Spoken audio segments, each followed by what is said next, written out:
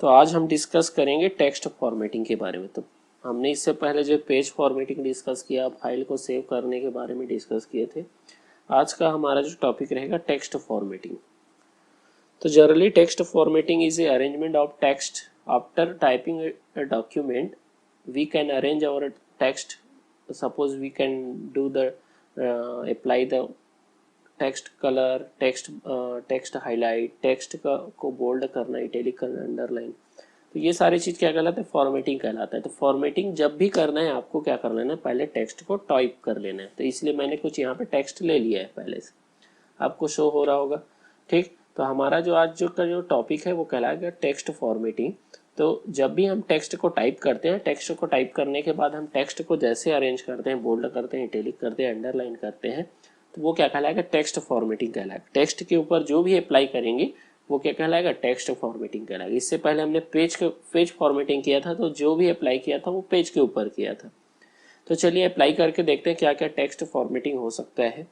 तो आज का क्लास जो सिंपल क्लास है, मेनली जो है कई सारे लोग जानते भी है टेक्स्ट फॉर्मेटिंग, फिर भी मैं एक बार बता रहा हूँ क्योंकि हम मेल मर्ज जब पढ़ रहे हैं तो ऑलरेडी हमको पहले से ये सारा चीज़ मालूम होना चाहिए, इसलिए मैं इसको क्या कर रहा हूँ, प्रीवियस आप लोग को डिस्कस कर रहा हूँ। तो चलिए टेक्स्ट फॉर्मेटिंग कैसे कैसे अप्लाई किया जा सकता है, क्या क्या टेक्स्ट फॉर्मेटिंग हो सकता है। तो जब भी आपको टेक्स्ट फॉर्मेटिंग अप्लाई करना पड़े तो आपको क्या करना पड़ेगा? उस टेक्स्ट को सेलेक्ट करना पड़ेगा। ठीक, जैसे ये जो मेरा जो है पैराग्राफ जो है आपको दिख रहा है, ठीक, इस पूरे पैराग्राफ को क्या कर लूँगा? मैं सेलेक्ट कर लूँगा। ठीक, तो इसको सेलेक्ट करने का तरीका क्या होता है कि माउस से आप कहीं पर्टिकुलर प्लेस में क्या कर लो, एक बार क्लिक करो और क्लिक करने के बाद उसको ड्रैग करके सेलेक्ट कर लो। ठीक, लेफ्ट क्लिक करके आपको सेलेक्ट कर लेना है। दूसरा तरीका आप इसमें क्या करेंगे, अगर देखिए आप किसी भी पर्टिकुलर वर्ड को सेलेक्ट करते हैं तो 2 बार क्लिक करते हैं किसी भी टेक्स्ट के ऊपर, तो वो क्या हो जाता है? वो जो वर्ड है वो सेलेक्ट हो जाता है। अब जब आप उसी के ऊपर कंटिन्यूसली 3 टाइम्स क्या करते हैं? क्लिक करते हैं, तो पूरा ये जो है जितना पैराग्राफ है वो क्या हो जाएगा? पूरा सेलेक्ट हो जाएगा। ठीक, तो ये पूरा पैराग्राफ सेलेक्ट करने का तरीका क्या होता है कि आप 3 टाइम्स इसमें कंटिन्यूसली क्लिक करेंगे तो पूरा पैराग्राफ सेलेक्ट हो जाएगा। आप चाहो तो माउस से भी ऐसे ही ड्रैग करके सेलेक्ट कर सकते हो, अदरवाइज आप 3 टाइम्स यहाँ पे कंटिन्यूसली क्लिक करके भी क्या कर सकते हैं? इसको सेलेक्ट किया जा सकता है। तो ये डिपेंड करता है आपके ऊपर कैसे सेलेक्ट करना है। और विदाउट सिलेक्शन आप कोई भी यहाँ पे टेक्स्ट फॉर्मेटिंग अप्लाई नहीं कर सकते। तो अप्लाई करना है तो पूरे टेक्स्ट को सेलेक्ट करो।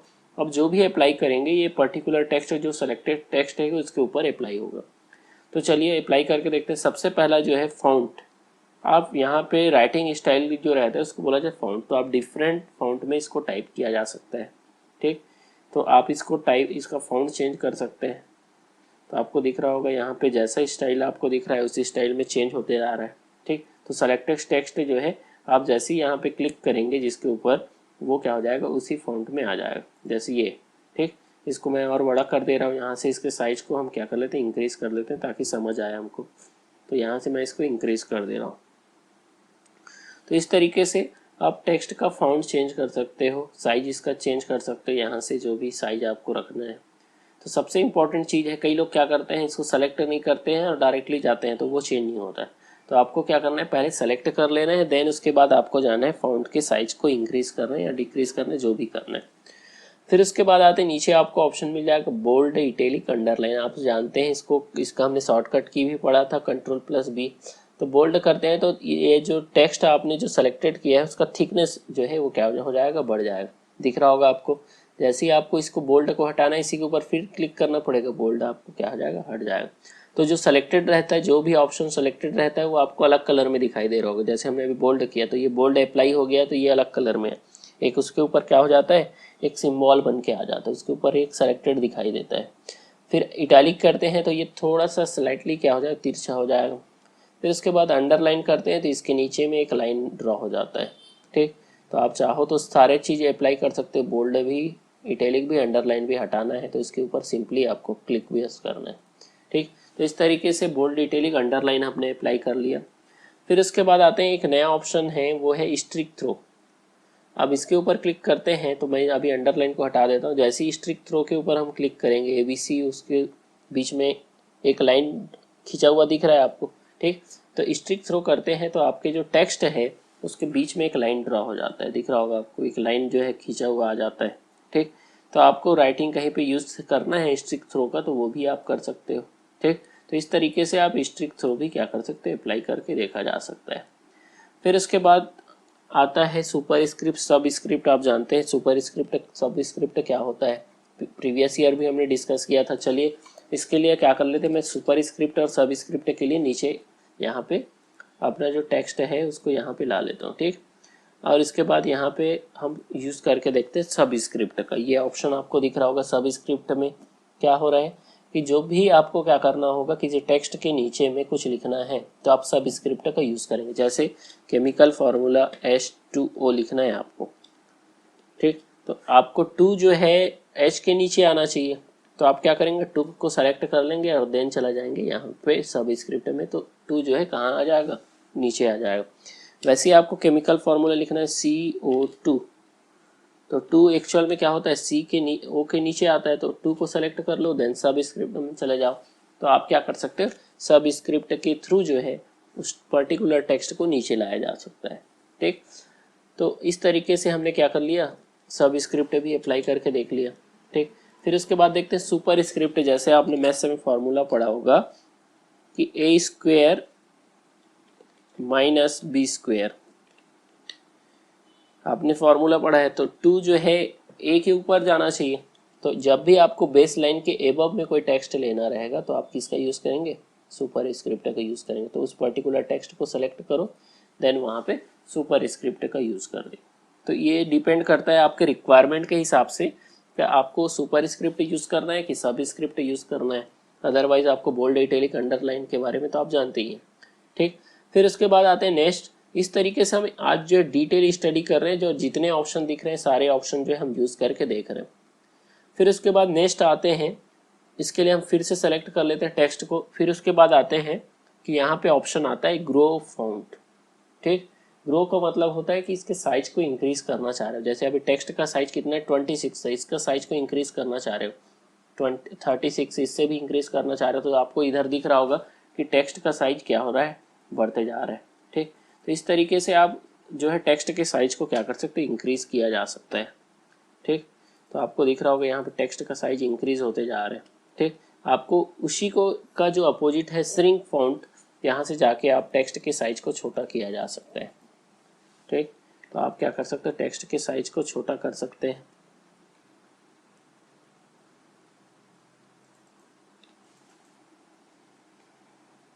तो इस तरीके से आप टेक्स्ट के साइज को क्या कर सकते हैं, छोटा भी किया जा सकता है। अब ये डिपेंड करता है आपके डॉक्यूमेंट को जब हम बनाते हैं तो आपको फ़ॉन्ट का साइज कितना रखना है, छोटा रखना है, बड़ा रखना है, यहाँ से भी कर सकते हैं आप।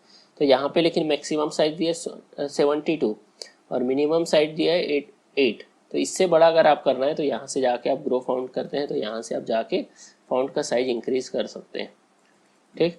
तो आपको यहाँ से जाके फॉन्ट का साइज आप इंक्रीज कर सकते हैं। डिक्रीज करना है यहाँ से भी आप जाके इसमें क्लिक करेंगे तो श्रिंक फॉन्ट के थ्रू क्या हो जाएगा, फॉन्ट का साइज जो है वो छोटा होते जाएगा। तो ये डिपेंड करता है यूज़र आपके रिक्वायरमेंट के हिसाब से, डॉक्यूमेंट के रिक्वायरमेंट के हिसाब से। फिर उसके बाद आते हैं नेक्स्ट, आते हैं यहाँ पे इस टेक्स्ट के ऊपर अप्लाई करके देखते हैं। ये है टेक्स्ट हाइलाइटर, ठीक, टेक्स्ट इफेक्ट। तो टेक्स्ट इफेक्ट में जाते हैं तो आप यहाँ पे जो भी सिलेक्टेड टेक्स्ट रहेगा उसके ऊपर इफेक्ट डाल सकते हैं, जैसे ये, ठीक। तो आप टेक्स्ट इफेक्ट के थ्रू क्या कर सकते हैं, पर्टिकुलर आप पूरे टेक्स्ट के ऊपर तो अप्लाई नहीं करेंगे, कहीं पे हेडिंग पे आपको ज़रूरत पड़ता है तो आप क्या कर सकते हैं, टेक्स्ट इफेक्ट अप्लाई कर सकते हैं। यहाँ से कहाँ पे जाना है, यहाँ पे जाना है। तो ये विंडो जो है ऑफिस 2010 के साथ एक नया फीचर आया है कि आप टेक्स्ट इफेक्ट अप्लाई किया जा सकता है। तो जो भी टेक्स्ट इफेक्ट है, यहाँ आप चाहते हो आउटलाइन को चेंज करना चाह रहे हो तो यहाँ से जाके आउटलाइन को चेंज कर सकते हैं। तो आउटलाइन क्या होता है, टेक्स्ट का आउटर लाइन। तो अभी मैंने आउटलाइन क्या रख लिया है, ब्लू रखा है, ठीक। यहाँ से आप अलग अलग कलर भी रख सकते हो कि शैडो का अलग टाइप का, फिर उसके अलावा जो है अलग टाइप का, रो का अलग टाइप का, यहाँ से रेड टाइप का चाहिए। तो इस तरीके से आप क्या कर सकते हो, अलग अलग भी सेलेक्ट किया जा सकता है। तो इस तरीके से आप क्या कर सकते हो, अपने डॉक्यूमेंट को फॉर्मेटिंग करते समय अच्छा बनाने के लिए आप क्या कर सकते हो, टेक्स्ट इफेक्ट भी लगाया जा सकता है। फिर उसके बाद नेक्स्ट आते हैं, वो है यहाँ पे दिया है change case. Change case use करके देखते हैं। पूरी टेक्स्ट को सेलेक्ट करते हैं जो पैराग्राफ है, फिर जाते हैं चेंज केस में। तो यहाँ पे हमको मिल जाएगा 5 टाइप ऑफ केस, ठीक। अगर आप चाहते हो कि पूरा टेक्स्ट जो लिखा हुआ है, सपोज आपने क्या किया, आपने टाइप करना चालू किया, पूरा स्मॉल में टाइप कर दिए, हो सकता है कई बार कैप्स लॉक ऑन रहेगा, पूरा कैपिटल में टाइप हो गया है, तो आपको फिर से टाइप करना पड़ेगा। लेकिन जो है MS वर्ड जो है आपको एक फीचर प्रोवाइड कराता है, आपने पूरा कैपिटल में टाइप कर लिया, जैसा भी टाइप किया है आप उसको क्या कर सकते हो, ग्रामेटिकली सही किया जा सकता है। तो यहाँ पे बहुत सारे केस आपको मिल जाते हैं, जैसे सेंटेंस केस मिलता है। तो सेंटेंस केस क्या होता है, अभी तो आपको कोई चेंज दिखाई नहीं देगा, हम बाकी केस का यूज करके देखते हैं। लोअर केस, ठीक। लोअर केस में क्या होगा, जितने भी टेक्स्ट जो जितने भी वर्ड हैं जो भी है वो किस में हो जाएंगे, वो स्मॉल लेटर में कन्वर्ट हो जाएंगे। ठीक, यहाँ पे आप देखेंगे तो पूरा स्मॉल लेटर में कन्वर्ट हो गया, दिख रहा होगा आपको, पूरा स्मॉल लेटर में कन्वर्ट हो गया।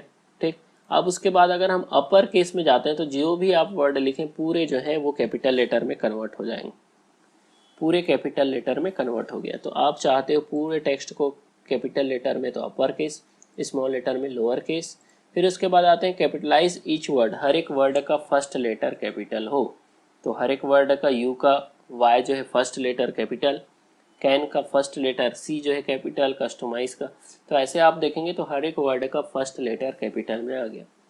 तो आप कैपिटलाइज ईच वर्ड भी यूज करके देखा जा सकता है। फिर उसके बाद आते हैं नेक्स्ट टोंगल केस। टोंगल केस क्या होता है, जस्ट अपोजिट, जैसे अभी जो कैपिटल है वो स्मॉल में कन्वर्ट हो जाएगा और स्मॉल लेटर में वो कैपिटल में हो जाएगा। दिख रहा होगा आपको कि फर्स्ट लेटर अभी कैपिटल था, अभी हमने क्या यूज करके देखा, कैपिटलाइज ईच वर्ड। अभी हमने टोंगल केस यूज करके देखा, तो ये जस्ट अपोजिट हो जाता है, स्मॉल को कैपिटल में कन्वर्ट कर देगा और कैपिटल को स्मॉल लेटर में। तो इस तरीके से आप जैसा भी चाहें वो यूज कर सकते हैं, लेकिन सबसे अच्छा केस जो रहेगा वो रहेगा सेंटेंस केस।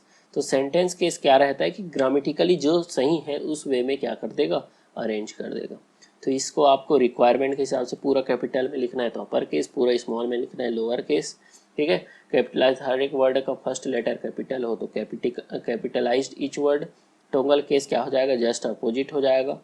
फिर उसके बाद अगर हम यूज़ करते हैं सेंटेंस केस, तो सेंटेंस केस सबसे अच्छा रहेगा।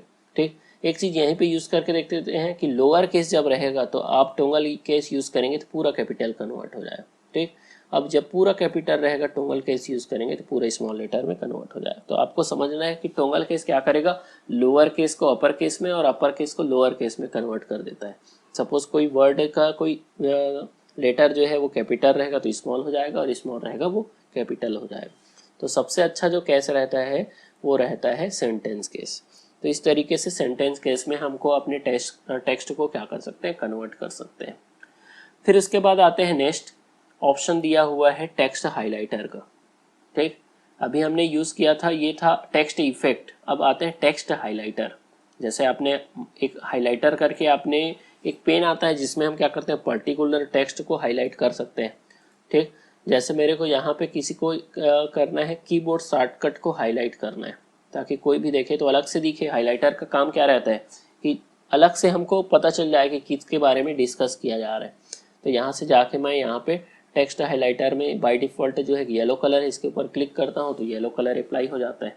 ठीक, अगर आप चाहते हो कलर चेंज करना चाह रहे हो तो टेक्स्ट हाइलाइटर में गए, यहाँ पे आपने पर्टिकुलर टेक्स्ट को सेलेक्ट किया, यहाँ से जाके आप दूसरे कलर में भी टेक्स्ट हाइलाइटर यूज़ किया जा सकता है। ठीक, तो टेक्स्ट हाइलाइटर क्या करते हैं, पर्टिकुलर टेक्स्ट को सेलेक्टेड एरिया को आप चाहो तो पूरे पैराग्राफ में भी टेक्स्ट हाईलाइट यूज़ कर सकते हो, लेकिन टेक्स्ट हाइलाइटर क्या होता है, किसी पर्टिकुलर वर्ड के ऊपर ही आप क्या करते हो, फोकस करते हो, तब टेक्स्ट हाइलाइटर का यूज़ किया जाता है। अगर आप टेक्स्ट हाइलाइटर को हटाना चाह रहे हैं तो आप पर्टिकुलर टेक्स्ट को सेलेक्ट करो, देन यहाँ पे जाके नो कलर पे ऑप्शन रहता है, यहाँ से आप टेक्स्ट हाइलाइटर को हटा सकते हो। ठीक, तो यहाँ से टेक्स्ट हाइलाइटर लगाना बहुत ही सिंपल है। आपको टेक्स्ट हाईलाइट को जो वर्ड है उसको सेलेक्ट करना है, देन यहाँ से जाके एक पर्टिकुलर कलर भी आप यहाँ से सेलेक्ट कर सकते हो। तो ये हो गया टेक्स्ट हाइलाइटर। फिर आते हैं टेक्स्ट कलर। टेक्स्ट कलर आप जानते हो टेक्स्ट का बाय डिफॉल्ट कलर होता है ब्लैक। ठीक, आप इसको कलर करना चाह रहे हो तो आप टेक्स्ट को सेलेक्ट करेंगे, देन यहाँ से जाके डिफरेंट कलर में आप यहाँ से सेलेक्ट किया जा सकते हैं। जो भी आप कलर लेना चाह रहे हैं ये कलर आप ले सकते हैं। ठीक, तो इस तरीके से आप टेक्स्ट को कलर अप्लाई करना बहुत ही सिंपल है। जो भी अप्लाई करेंगे दिख रहा होगा कि जब भी हम कुछ भी अप्लाई कर रहे हैं सेलेक्ट करना जरूरी है। ये आपको मालूम होना चाहिए कि पर्टिकुलर जो भी आप फंक्शन अप्लाई करना चाह रहे हैं उसके लिए आपको क्या करना पड़ेगा, टेक्स्ट को सेलेक्ट करना पड़ेगा।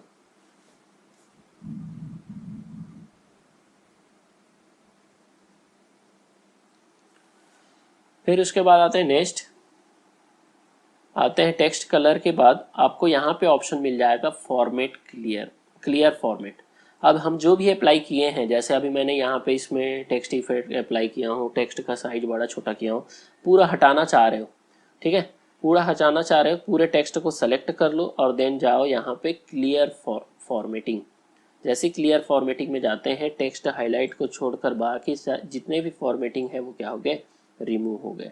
ठीक, जो भी हमने टेक्स्ट के ऊपर फाउंट का लिया था वो सब क्या हो गया, हट गया। बाय डिफॉल्ट टेक्स्ट का फाउंट आ गया, क्लेवरी उसका साइज आ गया 11, बाकी सारे चीज क्या हो गए, रिमूव हो गए। केवल टेक्स्ट हाईलाइटर अप्लाई दिख रहा है आपको। ठीक, तो टेक्स्ट हाईलाइटर को हटा के बाकी सारे चीज जो फॉर्मेटिंग हमने लगाया था वो क्या हो सकता है, फॉर्मेटिंग को हटा सकते हैं। किसके थ्रू, कि क्लियर फॉर्मेट के थ्रू। तो ये बहुत अच्छा फीचर है। कई बार हमने फॉर्मेटिंग किए रहते हैं, कई बार मिस्टेक हो जाता है, तो फॉर्मेटिंग को हटाने के लिए क्या कर सकते हैं आप, क्लियर फॉर्मेट यूज़ किया जा सकता है। तो इसमें आप देखेंगे तो सुपर स्क्रिप्ट सब हट गया। ठीक, तो इस तरीके से आप फॉर्मेटिंग को हटा भी सकते हैं। ठीक, फिर उसके बाद नेक्स्ट ऑप्शन आता है, यहाँ पे ऑप्शन आ रहा है बुलेट का।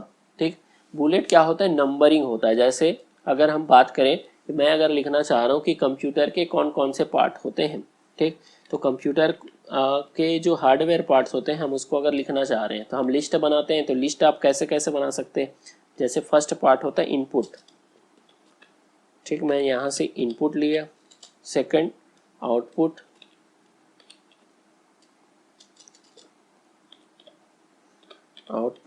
फिर उसके बाद स्टोरेज और फिर है प्रोसेसिंग। तो ऐसे करके हमने कंप्यूटर हार्डवेयर के 4 पार्ट्स में डिवाइड किए। अब यहाँ पे मैंने अभी कोई सीक्वेंस नहीं दिया है 1 2 3 4, हमको क्या करना है, इसके ऊपर सीक्वेंस लगाना है। तो आप क्या कर सकते हो कि आप एक ऑर्डर्ड भी लगा सकते हो, अनऑर्डर्ड भी लगा सकते हो। ऑर्डर का मतलब एक सीक्वेंस रहेगा, जैसे यहाँ से आप जाएंगे, जब भी आपको कोई ऑर्डर लगाना रहेगा आप उस लाइन को जितने भी आपने लिखा है इनपुट आउटपुट स्टोरेज प्रोसेसिंग, आप उसको क्या कर लेंगे, सेलेक्ट कर लेंगे। जैसे मैंने यहाँ पे सेलेक्ट किया है। ठीक, इसको क्या कर लेंगे, सेलेक्ट कर लेंगे। मैं इसका साइज थोड़ा इंक्रीज कर दे रहा हूँ ताकि आपको अच्छे से दिखे। तो मैंने यहाँ पे लिस्ट बना लिया इनपुट आउटपुट स्टोरेज प्रोसेसिंग। मैंने यहाँ पे नंबर नहीं दिया 1 2 3 4, मैंने इसको नंबरिंग देना चाह रहा हूँ। तो नंबरिंग देने का 2 तरीका है, एक ऑर्डर्ड होता है, एक अनऑर्डर्ड होता है। ऑर्डर्ड में जाएंगे तो यहाँ पे आपको मिल जाएगा डिफरेंट ऑर्डर, 1 2 3 4 में दे सकते हैं। जैसे ही मैं जाता हूँ आपको प्रीव्यू शो हो रहा होगा कि 1 2 3 4 लग गया। इस तरीके से आप 1 2 3 4 ब्रैकेट के साथ चाहते हैं, रोमन नंबर चाहते हैं रोमन नंबर लगा सकते हैं। ठीक, अल्फ़ाबेट चाहते हैं ABC तो वो भी आप लगा सकते हैं। अल्फ़ाबेट स्मॉल लेटर में चाहते हैं, जैसा भी चाहते हैं आप क्या कर सकते हैं, यहाँ से लगाया जा सकता है। तो आपको बहुत सारे टेम्पलेट मिल जाते हैं, इसके ऊपर सिंपली आपको क्लिक करना है, वो नंबरिंग उसके ऊपर अप्लाई हो जाएगा। ठीक, दूसरा तरीका आप अनऑर्डर्ड का मतलब कुछ सिम्बॉल लगाना चाह रहे हैं तो इसी को बोला जाता है बुलेट। ठीक, यहाँ से जाएंगे आपको डिफरेंट टाइप के सिंबल दिख जाएंगे। आपको यहाँ से सिंबल लगाना चाह रहे, जो भी सिंबल लगाना चाह रहे वो सिंबल आप क्या कर सकते हैं, इसके सामने लिस्ट के सामने लग के आ जाएगा। ठीक, तो आप चाहते हैं तो दोनों चीज़ अप्लाई किया जा सकता है, नंबर भी अप्लाई किया जा सकता है, देन बुलेट भी नंबर भी अप्लाई किया जा सकता है। तो इसको बोला जाता है अनऑर्डर्ड और इसको बोला जाता है ऑर्डर्ड। ठीक, फिर उसके बाद आते हैं नीचे, आपको मिल जाएगा का इसके अलावा जो है मल्टी लेवल लिस्ट है, जो अभी हम जो है मल्टी लेवल लिस्ट क्रिएट करके नहीं देखेंगे। इसमें क्या करते हैं कि कई सारे लिस्ट के नीचे लिस्ट आप जब क्रिएट करते हो तो मल्टी लेवल लिस्ट भी बनाया जा सकता है। ठीक, तो इस तरीके से मल्टी लेवल अभी लिस्ट हम बनाए नहीं है, तो मल्टी लेवल लिस्ट का कॉन्सेप्ट आप आगे क्लास में जानेंगे कि मल्टी लेवल लिस्ट क्या होता है। ठीक, फिर उसके बाद आते हैं नेक्स्ट टेक्स्ट फॉर्मेटिंग हम यूज करेंगे अलाइनमेंट। अलाइनमेंट का मतलब होता है, जैसे अगर आप कॉपी में लिखना चालू करते हैं तो कॉपी में जनरली क्या होता है, लेफ्ट साइड से लिखते हुए हम क्या करते हैं, राइट साइड में जाते हैं। तो वैसे ही हमारे MS वर्ड में भी होता है कि वर्ड में हम जब लिखना चालू करते हैं तो बाय डिफ़ॉल्ट कहाँ से लिखना चालू करते हैं, लेफ्ट से। अब लेफ्ट से लिखते लिखते राइट में जाते हैं, राइट में जैसी लाइन कंप्लीट होता है फिर से कहाँ पे ऑटोमेटिकली क्या हो जाता है, लेफ्ट में फिर से स्टार्ट करता है, फिर फिल हो जाता है, फिर नेक्स्ट लाइन।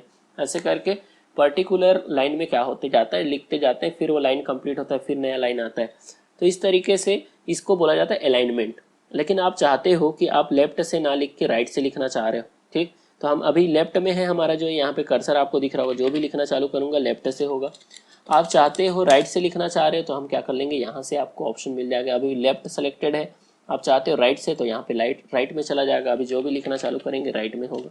ठीक, तो आप चाहते हो राइट से लिखना चाह रहे हो तो राइट से भी लिखना चालू कर सकते हो। ठीक, तो इसको बोला जाता है अलाइनमेंट। तो बाय डिफॉल्ट अलाइनमेंट होता है लेफ्ट अलाइनमेंट। फिर आप चाहते हो तो राइट अलाइनमेंट यूज कर सकते हो, अदरवाइज आप चाहते हो सेंटर से लिखना चालू करना चाह रहे हो तो सेंटर अलाइनमेंट भी यूज किया जा सकता है। सेंटर अलाइनमेंट के लिए क्या करना है, आपको सेंटर को सेलेक्ट करना है। जो भी लिखना चालू करना है, जैसे मेरे को टेक्स्ट फॉर्मेटिंग को सेंटर में लाना है, लिखने के बाद भी आप सेंटर किया जा सकता है। इसको सेंटर में लाना है, सेंटर को यूज कर लूंगा। ठीक, तो इस तरीके से आप सेंटर में कोई टेक्स्ट लाना चाह रहे हो तो आप लिखने के बाद भी कर सकते हो, या फिर आप पहले से सेंटर कर लेंगे, उसके बाद भी आप यहाँ पे जो भी लिखेंगे वो सेंटर में आएगा। देखिए ये सारे ऑप्शन तो दिखने में इजी है, लेकिन जब आप जानते नहीं रहेंगे तो ये आपको ढूंढना पड़ेगा, बार बार आपको क्या करना पड़ेगा, सीखना पड़ेगा। कई बार मिस्टेक भी होता है। तो आप इसको पहले से जानते रहेंगे तो आप इजीली क्या कर पाएंगे, इसके ऊपर काम कर पाएंगे। इसीलिए मैं इसको क्या कर रहा हूँ, आपको पहले बता रहा हूँ, ताकि आपको पूरा टेक्स्ट के बारे में मालूम रहे। ठीक, तो इस तरीके से हम देखेंगे जब भी हम क्या करते हैं, हमारे सामने आपको दिख रहा होगा सबसे पहले जो है अलाइनमेंट है वो है लेफ्ट अलाइनमेंट। तो अभी हमने लेफ्ट अलाइनमेंट का यूज़ किया। तो देखिए जब लेफ्ट अलाइनमेंट का यूज़ करते हैं तो टेक्स्ट का स्टार्टिंग पोजीशन होता है लेफ्ट, इसीलिए आप देखेंगे तो लेफ्ट में इक्वल है। ठीक, लेकिन राइट साइड में आप देखेंगे तो इनइक्वल है। ठीक, तो हम जब लेफ्ट यूज़ करते हैं तो ये किसके ऊपर फोकस करता है, स्टार्टिंग पोजीशन लेफ्ट के ऊपर। जब हम सेंटर करेंगे तो ये फोकस करेगा सेंटर के ऊपर। आपको दिख रहा होगा मैं इसको क्या कर दिया, सेंटर अलाइनमेंट में कन्वर्ट कर दिया। तो टेक्स्ट का फोकस सेंटर में है, ना लेफ्ट में आप बराबर इक्वल दिखेगा ना राइट में इक्वल दिखेगा। तो ये किसके ऊपर फोकस कर दिया, सेंटर के ऊपर।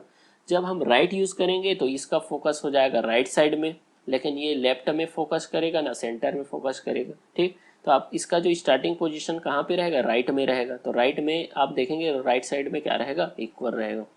फिर उसके बाद अगर हम सबसे अच्छा अलाइनमेंट जो रहता है वो रहता है जस्टिफाई।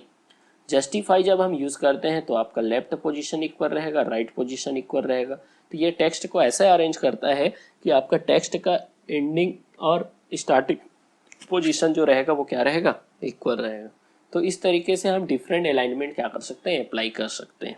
ठीक, तो ये सिंपल था। अलाइनमेंट क्या होता है कि टेक्स्ट का स्टार्टिंग एंडिंग पोजीशन डिसाइड करता है कि आप टेक्स्ट को कैसे अरेंज करना चाह रहे हो, लेफ्ट के बेसिस पे, राइट के बेसिस पे, या फिर जैसा भी आप अरेंज करना चाह रहे हो किया जा सकता है।